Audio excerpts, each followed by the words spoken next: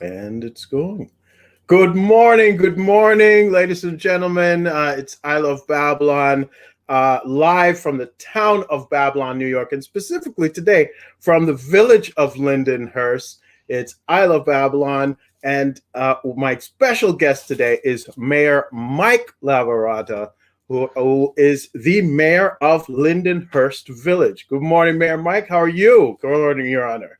Oh, please. I Good know morning, you didn't Ryan. like the No, call I, you you know, that. I'm not one for pomp and circumstance. Mike is fine, or Mikey, or, I've been called knucklehead before, so that's whatever. I answered almost anything.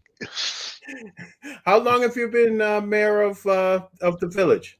Well, Second, third term? this is actually my first full term. I'll explain.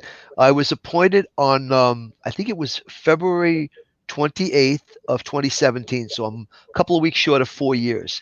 I Oh, had to okay. run for a the remaining term of Mayor Tom Brennan stepped down on that day due to some health issues. He's doing great, but it was time for him. In his words, not mine.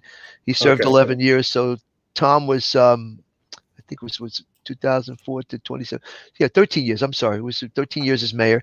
And when he stepped down, I was appointed by the board and I had to serve until the next cycle, which was 2018.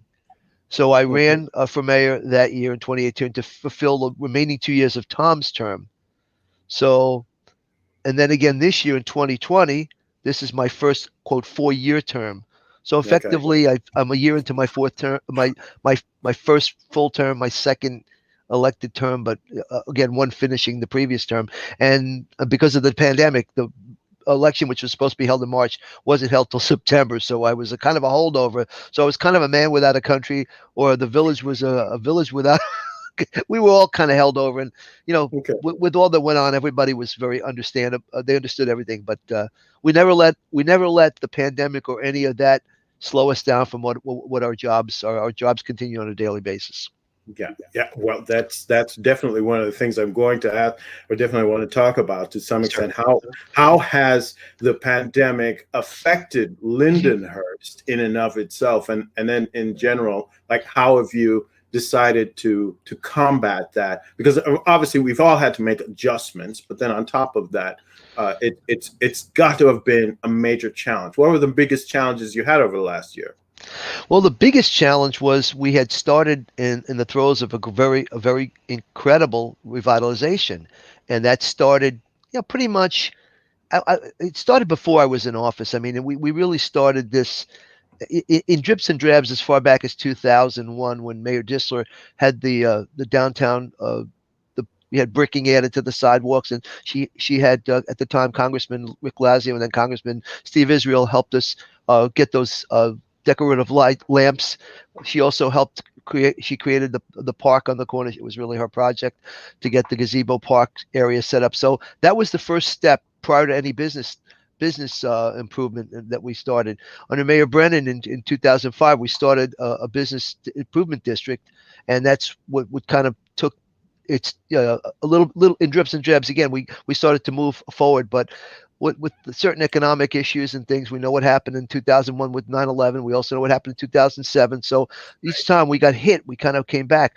But 2017, when I became mayor, we kind of really hit the ground running and continued what had happened, started in 2016 and 2015 with some new restaurants. And realistically, what was going on was we were really and it was funny reading in the paper that we were becoming a culinary destination. If you had told me that 10 years ago, I would have probably not believed it. So it's great to see that. But the pandemic, as it really it hit a lot of the smaller businesses, the newer restaurants. We had some great places like Bakudo, Hermanas, a handful of great places that have moved in, and those guys really took a beating. So our really that was our goal was to try to work with them in the best way we can. So we allowed them to have a lot of outside seating. We pretty much closed off an area adjacent to our gazebo park on Hoffman Avenue between Okay. Wellwood and what is the courthouse, and we set up a picnic area. And thanks to the work of and very wonderful assistance from one of our local businesses, Restoration Restaurant, Billy Miller and his family, they donated um, a bunch of tables. I'm sorry, outdoor Yeah. picnic tables. And then through PSE&G, we got some umbrellas and we put some lighting up.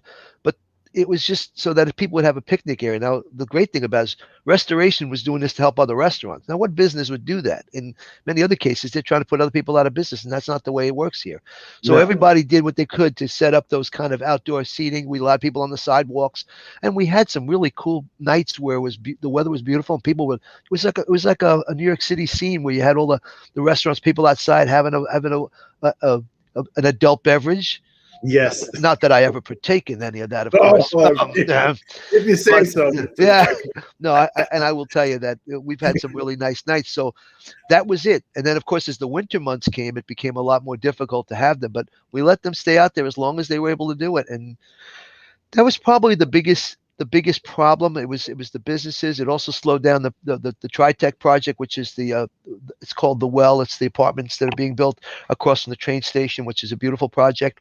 Yes. Again, something that Mayor Brennan was really responsible for, and we're just following it through. But that transit-oriented development, which was really a very important project for our village, which has probably drawn a lot of the restaurants into town when they saw this happening.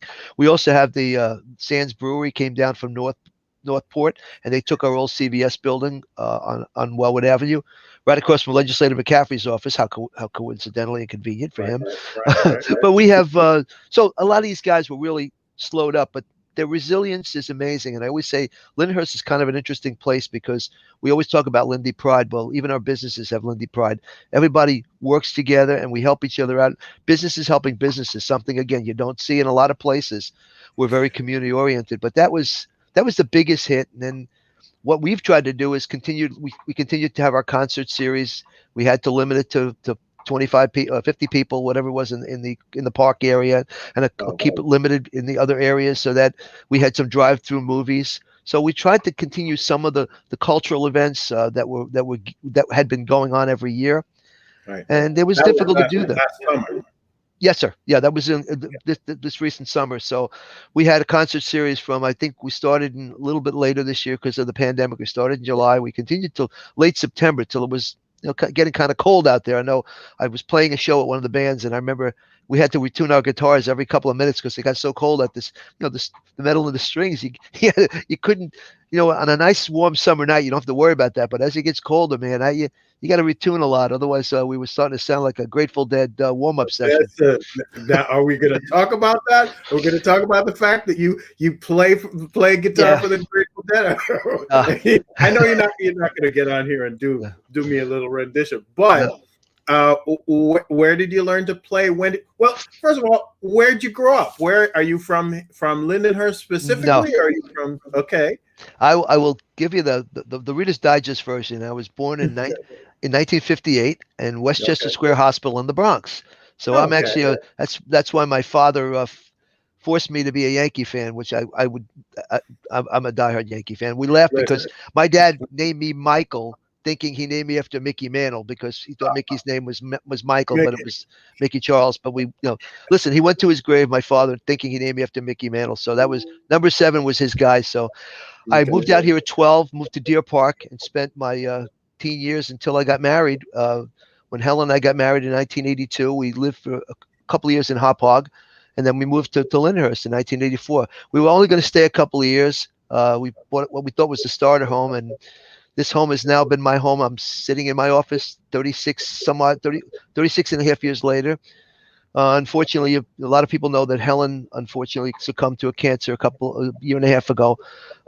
But she's buried over at the Breslau, so she keeps an eye on me and makes sure that I do the right thing. And I can feel her presence telling me what I'm doing when I'm doing something wrong.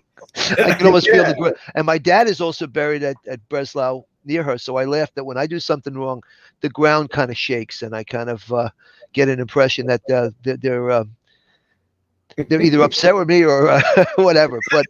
And then over time, I had actually picked up the guitar when I was about 13, 14 years old, and I took lessons, and that didn't go very well because I learned Mary Had a Little Lamb, and I think that was about as far as it.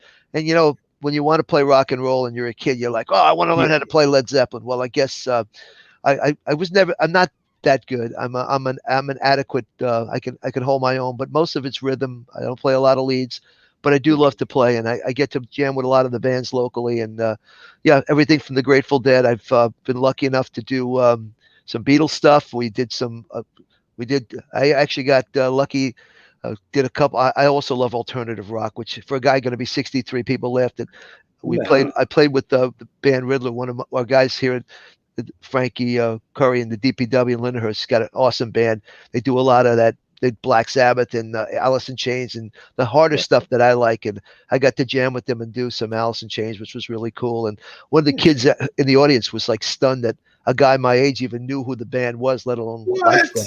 So yeah, it's like, you know what? Because well, my dad's younger and he doesn't listen to that. I'm like, well, I don't know. Maybe he's got to get him a CD, let him listen. But listen, I had a DJ business for 15 years, and I feel like if you love music, you just love music, and it doesn't matter what the genre is. If you really, really get into it, you're just like, that's genius. That is fantastic. I didn't expect to hear that from this guy or whatever it is. And if you love music, you just love music. But you know, it is what it is. I've seen some kids. Some millennials who are recently, figuring out Queen, like they're just seeing Queen, yes. And they have these reactions on YouTube, and they're like, "Oh my gosh, that was amazing!" Because if it's good, it's just good. There's nothing you can do about it. So I am. It's funny that you brought up Queen because Queen was my wife's favorite band. So I probably saw Queen more than any other band. I got to see Led Zeppelin, I got to see The Who, but I got to see Queen about 5 or 6 times with Helen. And as a guy who loved guitar playing, and I watched Brian May, and I still watch him today, and I'm amazed by his ability to do what he does with the guitar. And there's so many great guitar players out there that I just sit there and admire. My favorite is a guy by the name of Bill Nelson, who was he was in a band in the 70s called Bebop Deluxe, which no one has ever heard of, but that's okay. I enjoy his eclectic Hendrix-like. Prince is an amazing guitar player. God rest his soul. He was an amazing guitar. So I have my favorites though. Yeah. Well, that would happen. Of course, you'd definitely have to have a bunch of favorites there. So listen, you get into this how? Because I've heard you're an engineer. You're not exactly you didn't go to law school. You didn't go to say I'm going to get into politics. You're something else. How did this happen? Well, I was the kid when I was little. My mother, when she watches this, and I'm sure she's going to go, "Oh yes, he used to do that." I used to convince my mom that she needed a better radio than the one she had, so that she could give me the older radio, so I could take a soldering iron, take all the parts out of it, and save them for whatever I thought I was going to do with them. I would take radios apart, try to figure out how they worked, and what the tuner did, what the power supply did.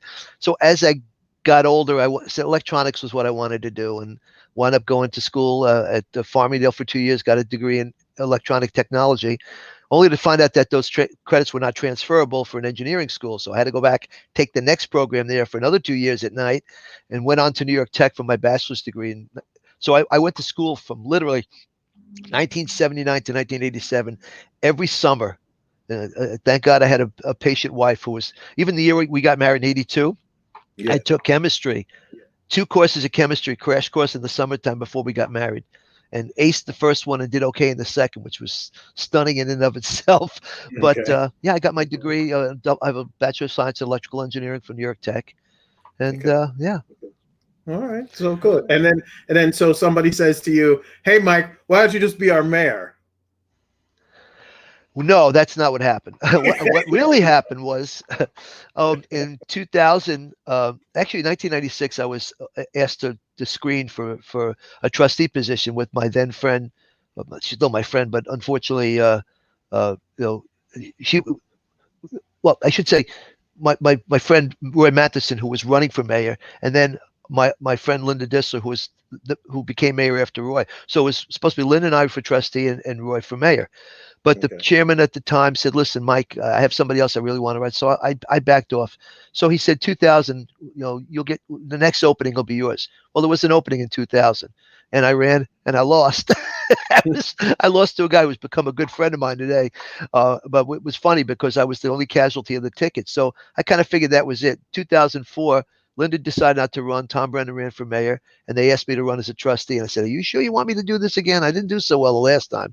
I mean, I lost by a razor thin. And generally, as you might know, when you lose by a razor thin margin and you run again, you usually get clobbered. It's almost like they said, we didn't like you last time. I really don't like you now." Yeah, But there was some issues, and I won. We won in a landslide, basically, from the trustee side, and Mayor Brennan became mayor. And until he and I was his trustee, one of his trustees, and Kevin McCaffrey was deputy mayor. When Kevin became the county legislature in 2013, I became the deputy mayor and served. And then Mayor Brennan had some health issues, and that's when he stepped down. I became mayor. So it wasn't something I looked to have happen. It just happened.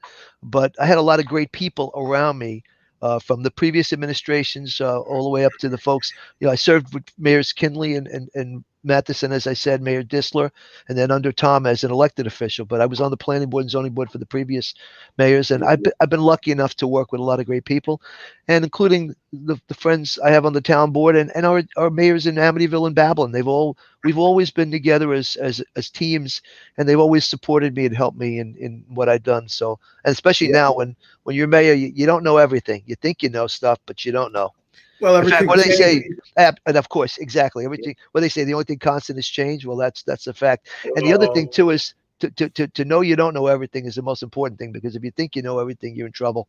That's when you make the mistakes. Yep, exactly. yep. It's interesting. You come from a engineering perspective, but from an accounting perspective. That I used to be work in accounting. That's what you don't know. You never know what you don't know. What is the other input that's coming in that you got to double check and that you've got to reconcile? And it's very interesting. That's something I say all the time. That change is the only constant. It's funny that you say that, because too, engineers and accountants have a lot in common, because we're trying to balance things. And as you say, you got, I guess you got your debits and credits or whatever. You one side of the ledger, it's got to match the other. Engineering too. I mean, a formula has to have an input. The formula has to be balanced. If I've got a voltage, it has to match between the current and resistance. There's got to be the Ohm's law cannot be violated. I mean, it's a linear function. And so, I mean, you're right in that regard. Our thinking has to be somewhat similar. So, men lie, women lie, numbers never lie. The numbers are never lying. Right. That's what's definitely you'll know. So, so someone said, okay, he's been working on the boards. He's been helping us with the planning and then we also want to make you a trustee, and that's basically how you got into politics. Right? Okay, cool. Unique about Lindenhurst. What do you really think separates Lindenhurst? And I'm not saying anything negative about Babylon or Amityville or town of Babylon in general, but what sets Lindenhurst apart from whatever else is happening on Long Island in general, but also in town here in Babylon? What do you think makes it different and special? Well, at the risk of sounding very parochial, which we will, because we have we always say Lindy Pride, and yes, I am very blessed to serve the greatest community in the world. And I also need to point out that, again, I love Babylon too, and Supervisor Schaefer and the town board have been very helpful. Mayor Adams in Babylon and Mayor Siri in Amityville are good friends of mine, and we constantly converse with Supervisor Schaefer on local issues. So part of we are a team. But what sets Lindenhurst apart, and again, we have been through, if you were around, remember Sandy, we got hit pretty hard as a village, and a lot of folks lost their homes, and many folks were without power. And for many, many months, we had a great group of people called Camp Bulldog down at Shore Road Park, taking care of the residents, and in concert with so many volunteers. I know when I lost my own wife, how many people pulled together, and somebody just wrote, "Once a bulldog, always a bulldog."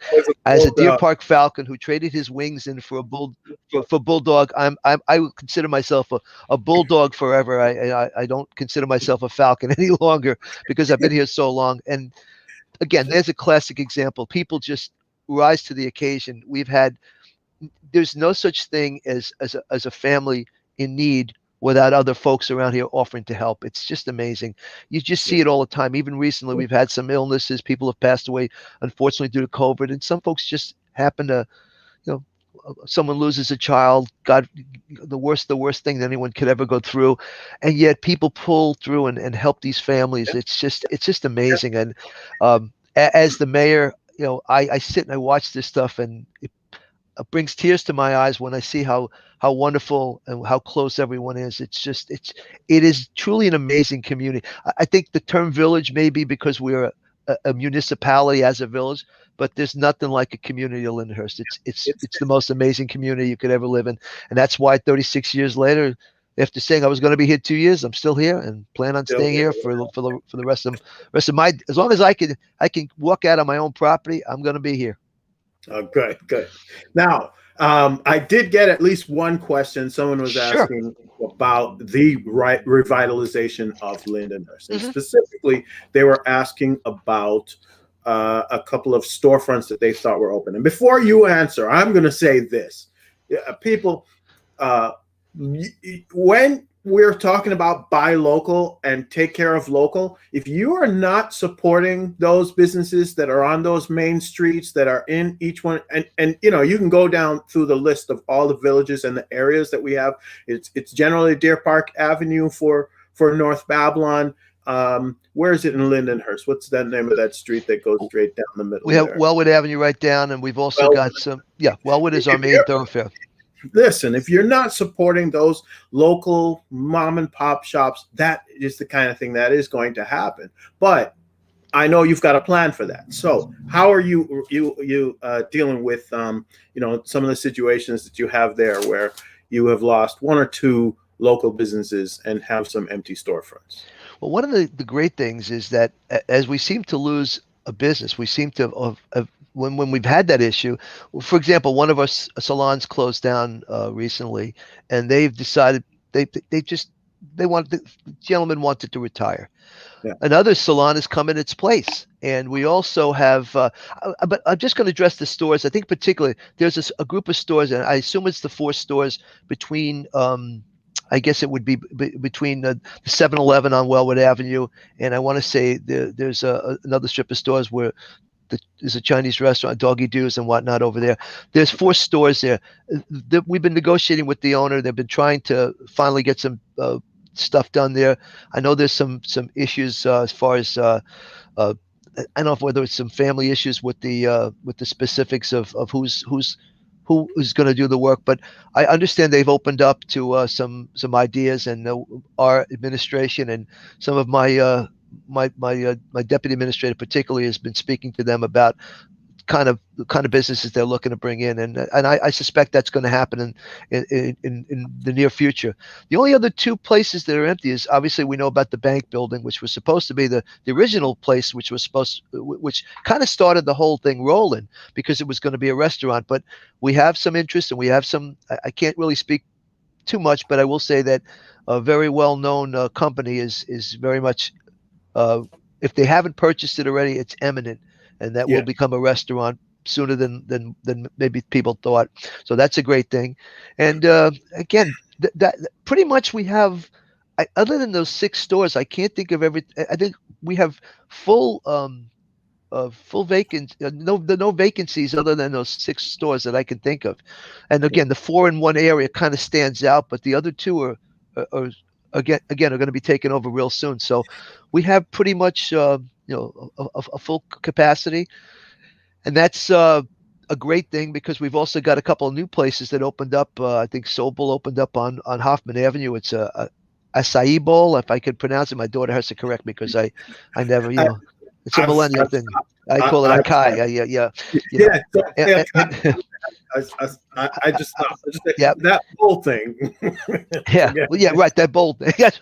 And then Hunter and Thief will be opening very soon too. And we also have another wonderful place, which was the former Villa Gaia, which my buddy Pino for so many years served the village, but he's decided to retire, and it's called the Belfast Gastro, I think, is a pub that's opening up, and it's across from the gazebo park. So it's on the corner of Hoffman and Wellwood. I guess it's I want to say the northwest corner, if I got my geography correct. But it's going to be magnificent. They're trying to get this thing open. They were hoping to get open for St. Patty's Day. They're going to push real hard, but it's going to be a magnificent place. It's a very large restaurant. And of course, we still got our great Gachadoro restaurants. We have one and two, one on Hoffman, one I'm sorry, one on Wellwood and one on Montauk Highway. We have Hermanas, we have Bakudo, we have Tennessee Jed's, of course, the Village Lantern, the greatest German restaurant in the world. I mean, and I know I've left someone out, but it's not intentional. It's just that We're sorry. It's a with, lot. restoration. Again, there's so many places that are opening that it's becoming amazing that even the millennials, like my daughter, who used to go out to Babylon, are now staying back in Lindenhurst because there's enough places to hang out here. So There are lots of new places and exciting places. amazing, Is there a amazing. new, where's this new brewery? Is there a new microbrewery coming up Yes, somewhere? and that's the Sand Brewery from Northport decided to join us thanks to a trustee R.J. Renner who almost single-handedly brought them here, and that was an amazing feat. And they've taken over the old CVS building, which again is across from. It's actually a couple of doors down from Gachadoro, across from Legislator McCaffrey's office. I always thought there was kind of an interesting coincidence that the brewery moved across from my favorite legislator. So, Is it? yeah, Is it? but it's amazing. Oh, yeah, I know. Sometimes I wonder, but all kidding aside, it's a magnificent facility. They've done so much work. They've got a little patio out there. They're going to be serving drinks. It's going to be and we're going to have it's going to be opportunity for you're going to purchase stuff, but I think you can do some tasting, and it'll be an opportunity for people to go from restaurant maybe to the brewery and just bounce around. We've got. And I also want to point out we have three theaters, which is important because the uh, the Manus Theater, which was been around for so many years as a studio theater, is now moving to the downstairs of the what was also part of an abandoned building.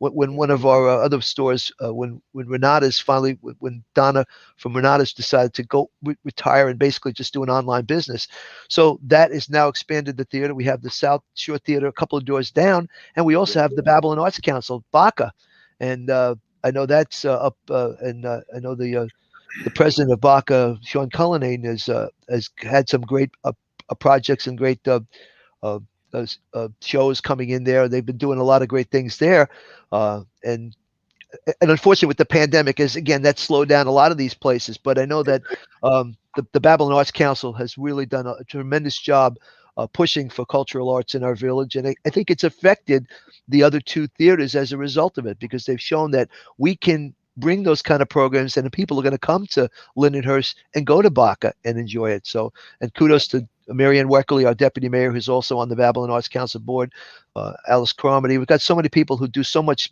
on that board.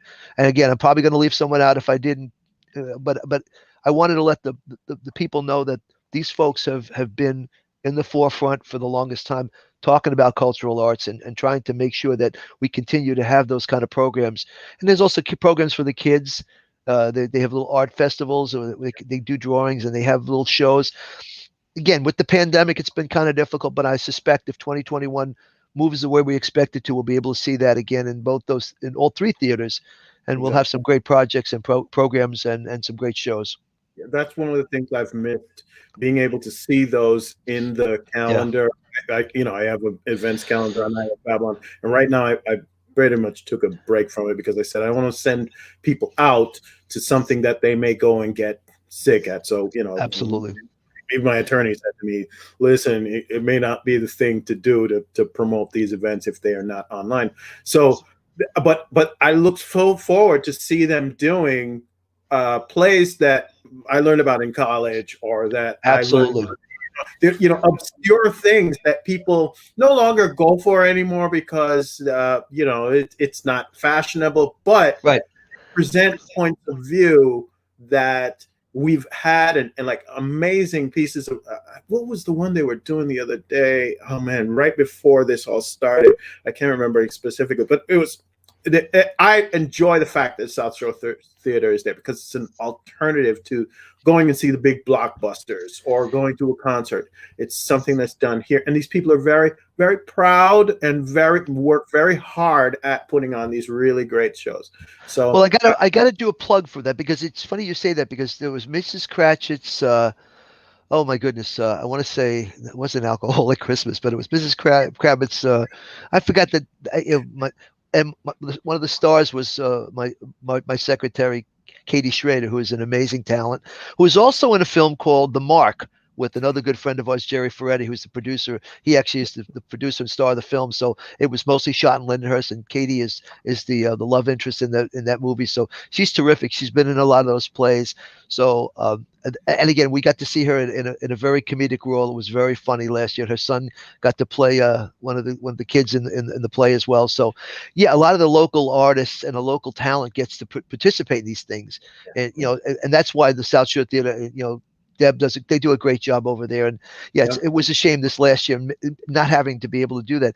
Same with the Babylon Arts Council. I got to see some great concerts there, and over the years, and it's a great place to also have business meetings. We've had our our business improvement district annual meetings there because the building is so beautiful. They did such a wonderful job, and it's like being in a living room. It's so relaxing, and I know the work they're doing at the studio theater, at the Manus Theater, is going to be phenomenal when Chris and company are done with that. So yeah, it's been tough not to enjoy those kind of cultural arts, but I suspect that I'm confident that this year we'll be able to get back to that.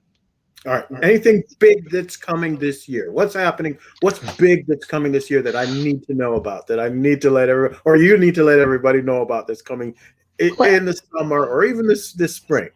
I guess the biggest thing right now is that the planned opening at some point in the early summer for the transit oriented development, the TriTech project is probably the most obvious thing because it's a large project, but it's looking real beautiful. I've been inside. I was impressed. I will admit, and I said it to the owners. I was skeptical at first. I wasn't a big fan, but I've since been made. Uh, uh, I've seen that this project is a very professional, very upscale, and very beautiful project. And when Okay. people see it, they'll be surprised because I was again very Can you give skeptical me about it. can you give me the broad strokes? What exactly is it? It's I want to say 260 apartments, but it's a bunch of I would say I want to say maybe 170, so maybe it's 170.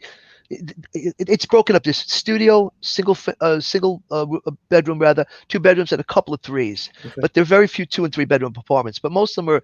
It's designed for folks who have either want to downsize, don't want to, Yeah. they want to stay. In fact, I have some friends in my age group who are like, you know what? I don't want to do my lawn anymore. I don't mind spending a few bucks extra to live in a really cool place that's got a pool and all the amenities. And then a lot of the younger folks especially folks who work in the city, we still have a lot Right. of folks who still work in the city. They may not Transit. have been doing that right. The transit oriented stuff. They hop on the train. They're like, you know what? I don't need a car. And they can hop on the Long Island Railroad, come here, then hop down to whether they want to visit the village of Rockville Center, they want to go to Amityville, they want to go to Babylon. They could hop along the trains and visit the various places and restaurants as well. Although we rather them staying Lindenhurst, which is in walking distance to our downtown, a couple 100 feet away. So it couldn't be in a better spot. And I think that overall, um, it's going to be it's a good project. And I think overall we've done things that I don't think anyone ever expected could have been done. I mean, including myself. It's the work that's been done over the last few years, and again, the previous administrations need to be. Mayor Brennan deserves a lot of kudos for what's going on. I cannot take credit for all this. A lot of folks who served in the previous administrations also did a lot of legwork that built the foundation for us to move forward on. But I also want to stress that I've got a couple of great people on the board of trustees, and I mentioned the deputy mayor. Mary Ann Weckerly, who is a business owner herself, who is very much in the small businesses. But I also have trustee R.J. Renner, who has been really spearheading a lot of the restaurant, and he's been dealing with a lot of these guys to make sure that we fast track a lot of their permits and stuff. The permitting process, which in the past used to be a nightmare for a lot of folks, has now been moved to something that can be done in just a few weeks, and we can get things rolling. And And Right. I think we've definitely done that.